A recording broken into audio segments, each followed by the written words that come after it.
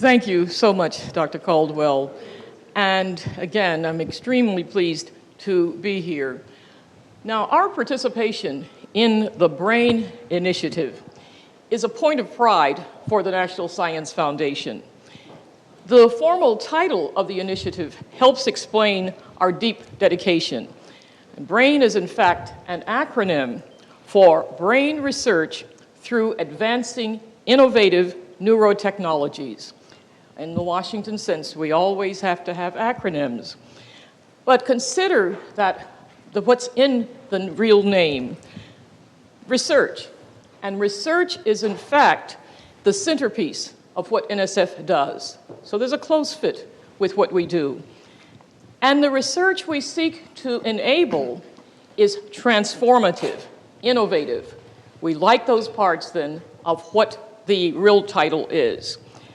And in the case of the initiative, the quest is for novel technologies, technologies for understanding the dynamics and principles of brain structure, as well as technologies that might advance treatment and helping us consider a number of the problems that have to do with the malfunctioning of the brain. With that as a background, how appropriate that we're joined today by Congressman Chaka Fattah, the representative of Pennsylvania's 2nd District. Now, as a long-term member of the Appropriations Committee in the House of Representatives, he knows that NSF draws on multiple disciplines to unravel complex problems. And we value greatly his commitment to the principles on which the foundation operates.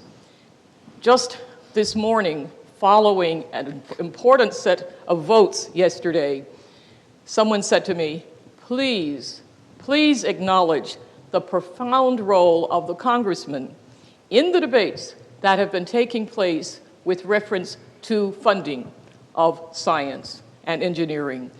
This is a chance to say yes. I don't even know where we would begin to say thank you for all that you have done. But I don't want to take a lot of his time because you will share with me the enthusiasm that we know that he brings.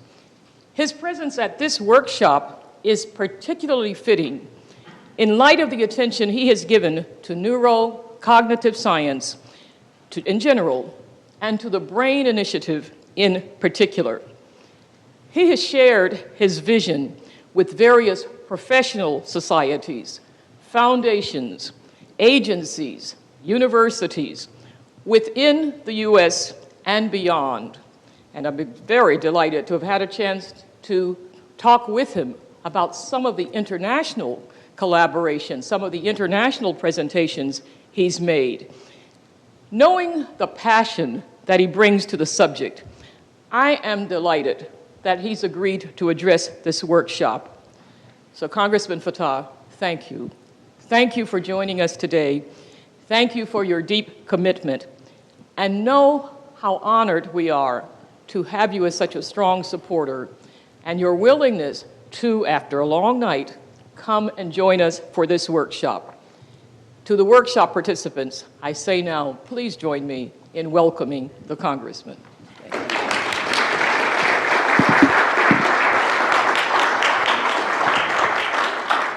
Thank you so much.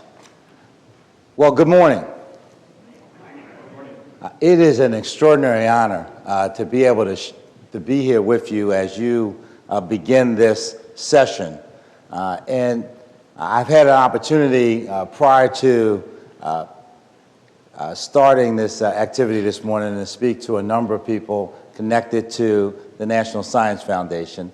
And it's just it's a real treasure for our country that the foundation and its work, which is world-renowned, and I just want to thank all of you, and Cora, you in particular, for your great leadership at the foundation. So let's get to it. I'm in charge for my team in the Congress for appropriations in the science-related areas that our government's interested in. I've made a decision a few years ago that superior among all other equal scientific investigations, the brain is number one. It's a superior among equals, and that we need to make a major effort to map the brain, to understand its workings. So we put together the Interagency Working Group. This was done by a legislative fiat, we just wrote it, into the spending bill, that all of the entities in the U.S. government would come together and figure out a disruptive, non-incremental way forward in which neuroscience could have the kind of preeminence that it needs to have in scientific investigation. And so some 20 agencies, co-chaired by the National Science Foundation, came together. We've got a work product that lays out a path forward. The National Science Foundation is indispensable in this work as we go forward. And with DARPA and with the National Institutes of Health and with a host of other entities, including the Food and Drug Administration, we plan to make sure that the resources are available. And last night at 1 o'clock, we completed the appropriations bill on the House side, and I'm happy to say that neuroscience, among the science accounts, received the largest increase, and that's centered at the National Science Foundation. So you're in the right place, because the foundation has done a lot of great work. I was at University of Pittsburgh, visited with a young lady who has a neurological impairment that has taken away her motor skills. But through NSF-funded research some 30 years ago, which was aimed at understanding what neurons fired off when a monkey moved their arm, 30 years later, this young lady was moving an artificial arm by using her thoughts. Now, this was the same investigator who had been funded originally. Now, some colleague of mine, I'm sure, would have been on the floor 30 years ago saying that this research, did not have the kind of import that one would want to have to invest taxpayers' money in. But as you know, the importance of basic scientific research is that all actual discoveries flow from it. And so we have to make these investments. So this morning, you're at a critically important issue, which is on the physical measurement side. I spent some time at Stanford a couple weeks ago. I went out and visited with Bill Newsom, this was it was great to see the team there, the work they've done on clarity and a whole host of other things. But the point is clear as a day: is we need to map the brain. We need to have some understanding of how these neural networks work. We need to have some theory. We need to be able to perturb and test that theory. In order to get this party started, we can't just have neuroscientists.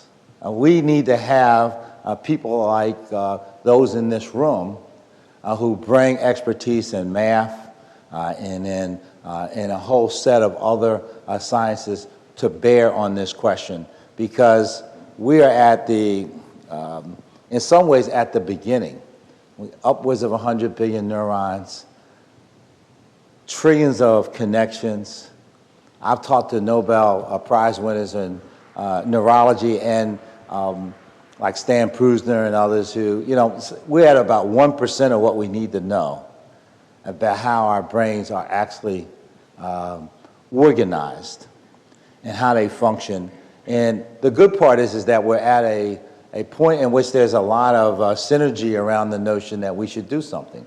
So not only the initiative that I launched, the Fattah Neuroscience Initiative, but there is a host of activities from Australia with the bionic brain, $250 million effort.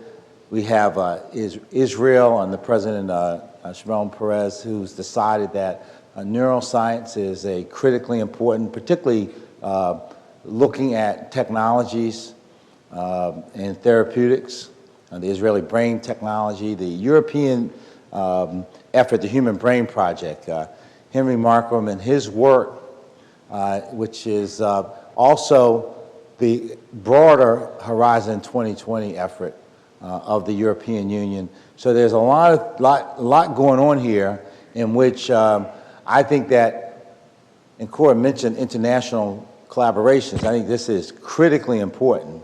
And scientists have never had a problem collaborating. Governments at times have challenges in this regard. But the World Health Organization says there are 1 billion people worldwide with brain-related disease or disorder. 1 billion people. In our own country, NIH says there are 50 million. And if you drill down into these numbers, and you look at, for instance, someone on Medicare, which we spent $213 billion or so last year on care for Alzheimer's patients under Medicare. The cost for a Medicare recipient who has Alzheimer's is 3 times higher than one who doesn't have Alzheimer's. Or in Medicaid, the cost is 19 times higher. This is a multi-trillion-dollar question for the United States government. Now, I'm not really hung up about money. I'm an appropriator, so we like to appropriate money. But if you think about it on the human side, there are 5 million families in which there's a person who has Alzheimer's and the challenges that presents for those families and what it portends going forward for our country as our country ages. And you see from 65 going forward this doubling of those with dementia. We have a lot of challenges. So we need expertise, and science has always been a place. You know, the World Economic Forum says our entire economy in America is an innovation-driven economy. And I know I saw Jan from the Potomac Institute earlier. They did a study so that in neural technology, that this is an area that could have a greater impact on our gross domestic product in terms of actual a boost to our economy than any of the major breakthroughs that we've seen in the past, right? So that if we could understand more about how the brain works, and I think about it not just on disease and disorders, we think about it on the cognitive science side, which the foundation has done a lot of work in. I think that, how did you put it, from molecules to behavior? Right, so that understanding how the human brain, crosses over to this Rubicon to become a person's mind, and how decisions are made and shaped, the decision package is so very important to the future of our efforts to improve the life chances and the meaningfulness of life for all of mankind. So this is a great endeavor that we have launched, and as an appropriator, I can say that what I've said to our science agencies that, you know, we're prepared. This is a bipartisan commitment. There's no partisanship involved in it at all. We're prepared to quadruple our investments in neuroscience and beyond if we can have a pathway forward. We need to make progress. We have 2 million, mainly young people, suffer from traumatic brain injuries each year. 40% of our injured soldiers have a TBI, mild TBI, or post-traumatic stress, or other challenges that we need to understand better. Addictions, and we see this wave of heroin-related deaths, and prior to that, prescription drugs, overdoses. I mean, so there are a host of areas in which the work that you are engaged in will have a benefit for our country. Now, the science of this is pretty simple, and that is that, you know, you have a lot of work to do from where we are to our aspirations. That is, there's a lot of runway room here. right? We don't have a very good idea about what any one of the neurons in our brains actually does. We have some sense about what happens in sections of the brain. We don't understand these neural networks at all. And not only in a human brain with 100 billion neurons, we don't understand how a worm's brain with 302 neurons actually works. And you know, when I visit all of the great universities that you've been associated with, and I've been around to almost everywhere, there's a lot of interest in the health of mice and their brains, but the translational side of this, the dearth of translation from animal to humans is a real challenge in this field, right? So normally there's a 50% translation from animals to humans. In neuroscience, it's about a 1%. So even to the degree that we understand what might be happening in the brains of mice or monkeys, and we're not there yet, there's still a gigantic leap from that to the human brain. So, but this is a worthwhile enterprise. And I would conclude with this, that when President Kennedy went to Rice University in the early 1960s, he said, well, you know, we're going to put a person on the moon. He said man, but, you know, we have to speak in gender-neutral terms these days, right? So a person on the moon, we had no idea exactly how to do that. But the country made a decision. And from that decision package, we made the investments that were necessary to accomplish it. And we depended on the scientific community to chart a course and to create that possibility. And this is exactly the model that we're following here. That is that the determination has been made. And that is that we're going to take what was a mystery and we're going to bring light to it. That we're going to make sure that we put forth the effort to understand the greatest computer that's ever been created, right? And it's in the, you know, when you look, the Japanese are very interested in this, in the notion of the energy level utilized in the human brain in computation versus computers. So you go out to Oak Ridge and you see these supercomputers. It takes a lot of energy to run them. There's so much we can learn that can improve not just the human condition, but we can, from understanding how the brain works, we can even improve how computers and other sources of machine-related activity can be improved. So we have plenty of runway room. You know, it's the launch is ready to go, and you have an opportunity in the responsibility, in the know-how, to be at mission control. So I wish you well, and I thank the foundation for its great work.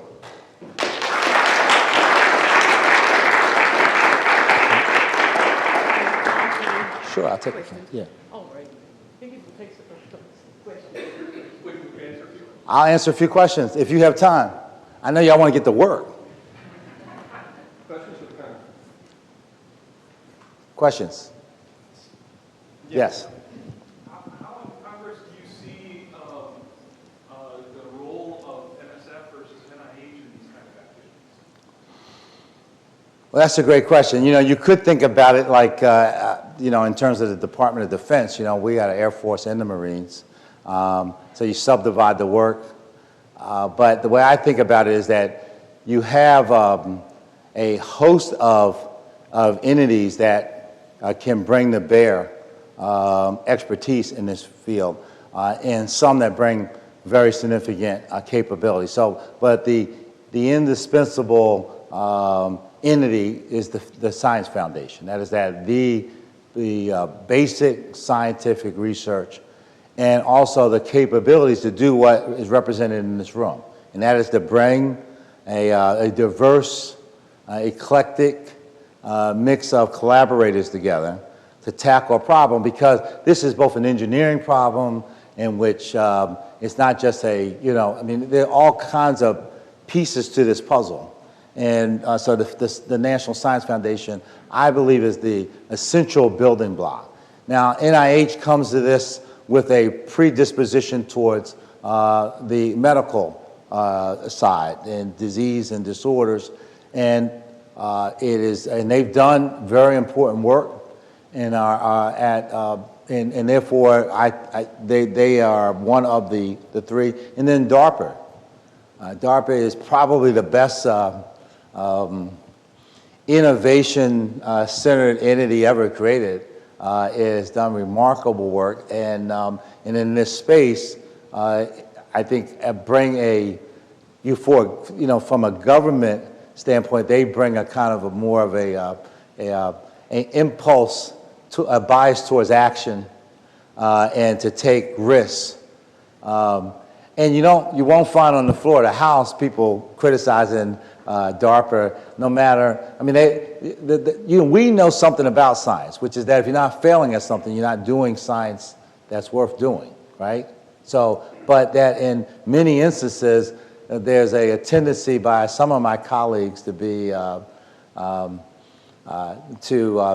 play for the cameras on this notion. But the reason the United States leads the world is because we've been willing to invest in science and to be willing to take the risks associated with failing at trying to do things worth doing, right? So, but I see roles for plenty of parts of the government. The VA has done remarkable work in spinal cord injury. 4 years ago, I saw a veteran of the Israeli Defense Forces who was paralyzed get up and walk using the ReWalk system. Just 2 days ago, I had a young lady who was a veteran of the Vietnam War walk into my office using the updated version of the ReWalk, which has been, the trials for it have been played out at the Bronx VA and at Einstein in Philadelphia. It's great work. So some of the areas of the government that you wouldn't normally think about, play roles that'll be integral to that's why we got everybody together.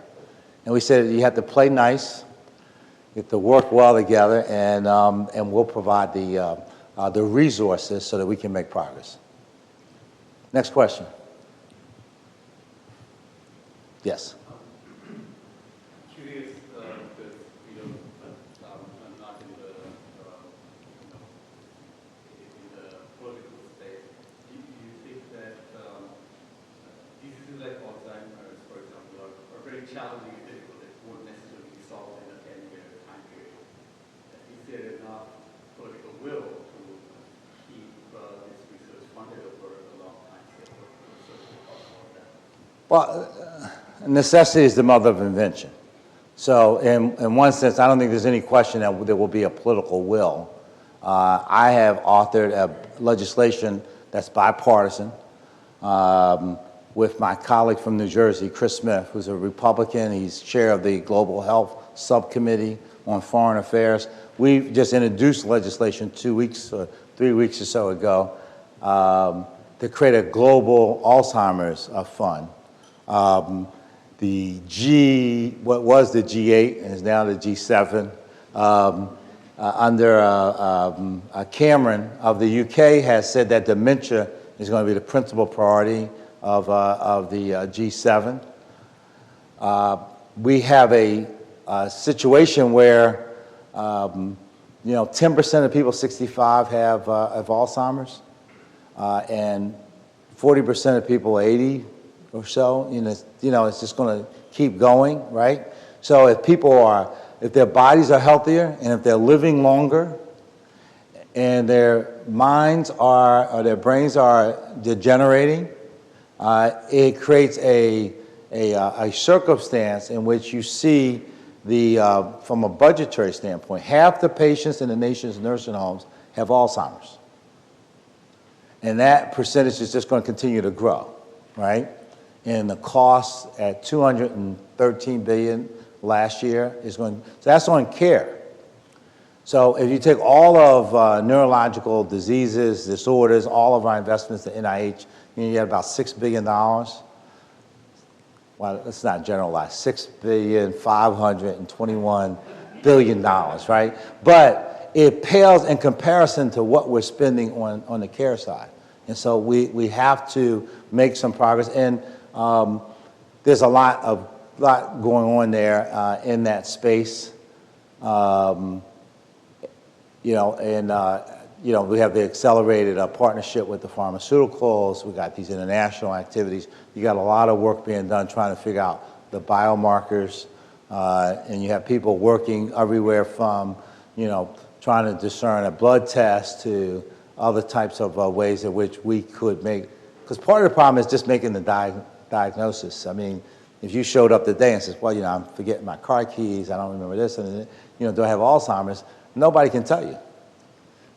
They ask you a few questions, tell you come back next year, they ask you a couple more questions, come back next year. I mean, it's like, so first of all, we have to get to the point where we can discern a way to diagnostically come to an understanding, right? And then you have to, if one could diagnose that you had it, then you actually need a treatment. But the good thing here is that you don't have to be disease specific. If you take the 600 plus diseases and disorders, the same paragraph essentially holds. We don't know exactly how it starts. We don't have any effective treatment. And there's nothing in the clinical trial packages at the moment that is so promising that we should rest on that as a solution. So we have a lot of work to do across the whole spectrum because we really, whether it's, Lou Gehrig's disease or epilepsy, you take your pick, it's the same story. I'm sorry, I don't know how many questions I should take before you get going. Let's do a few, there are a lot of questions now, so let's do a few more questions. Okay. I'm going to let you decide. Okay, go ahead. You had your hand up first. Yes. There are many different things we need to learn about the brain, but is there any particular priorities the government has regarding what we want to understand? You mentioned Alzheimer's, for example. Are there any priorities? Well, I think that the first thing we've decided is that we need a map.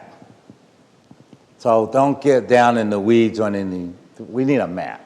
We need to have a real sense of this 3 pounds in between your ears and what is actually going on, right? So a map, then we need to have an understanding of the networks, right? We need to have a theory because beyond the physical networks, we have to then have some theory about the interactions. You have trillions of interactions within milliseconds of major activity in the brain. And so the question is, what actually is going on, right? These are electrical, these are chemical, there are all kinds of things happening, right? And we don't have the foggiest idea. So then once we get this theory, then we do what scientists do, right? We kind of test and probe around and, but I hate to tell you this, but we're kind of poking around in the dark at the moment. So that's I think the first thing we want is a base level of understanding. If you asking me for a priority, I think we need to try to figure out how a healthy human brain functions. We need a map of it, we need some kind of sense of how it connects up.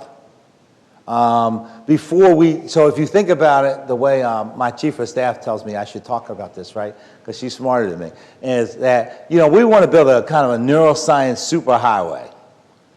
And wherever you're going, if you're going on the dementia side, if you're going over here on traumatic brain injury, if you're over there looking at cognitive science, teaching and learning issues, that here's the basic layout. And you can, to your own delight, pursue with the greatest curiosity what it is that you're interested in. I propose we take 2 more short questions. 2 more and shorter answers. Wait, I had all these hands up a moment ago. Go ahead. So you've mentioned all of these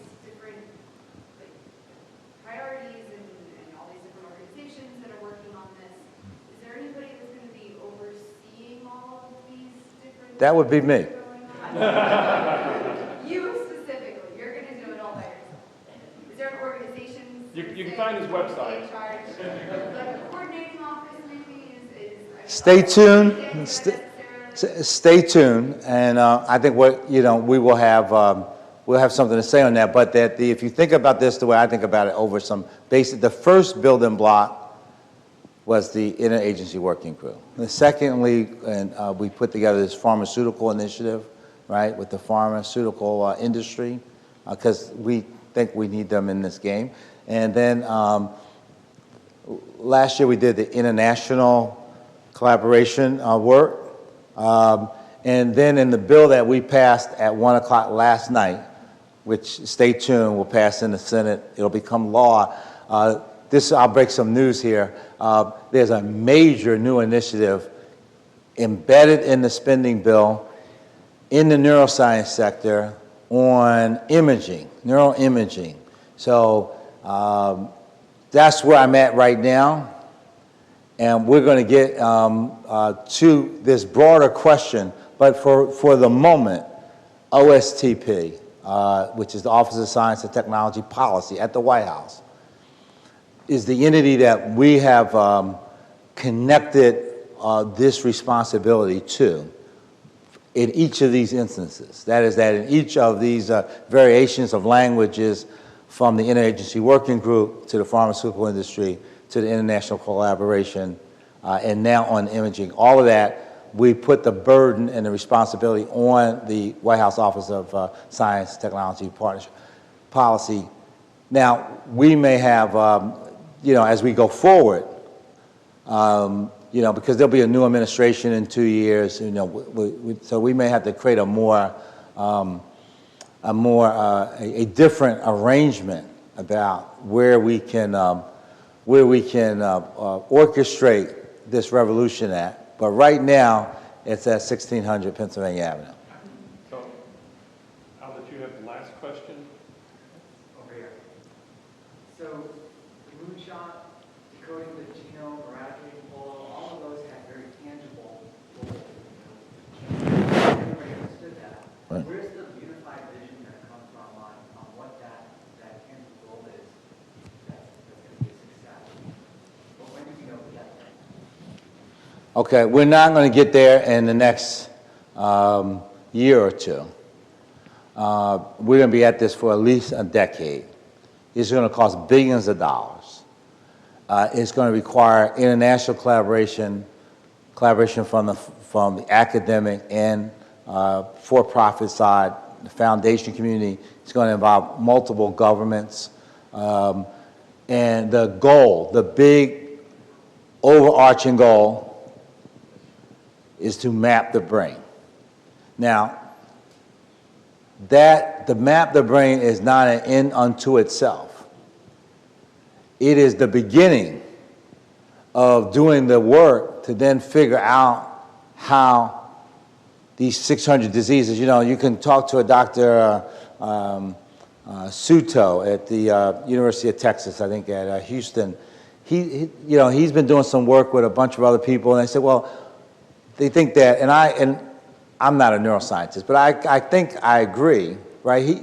The argument is that these diseases of the brain emanate from a misfolding prion, and depending on how it misfolds, you could end up with, epilepsy or MS or Alzheimer's or so on, right? And so that there is some connection to some of these various diseases and disorders, right? You go on the mental health side, there's from schizophrenia to so on. So, but the first thing is we got to get a map. You got to get a map. We have to get an understanding of how the design is. That's why this is so important, because at the first layer of this, it's about the physical sciences. It's about what is actually there. And then trying to figure out how it works together, right? And that's where the engineering comes in, and so, and we're gonna have a lot of fun trying to figure out the chemical and electrical interactions. You got I know way back in my past, I remember the Maxwell's equations. You got a lot of work to do. I'm gonna let you get to it. Thank you very much. All right. Thank you. I hope you will inoculate all of your colleagues with as deep an understanding of the role of fundamental research in these transformative aspects of our society as you have, and we really appreciate your taking the time to be here today. Thank you. Thank you all.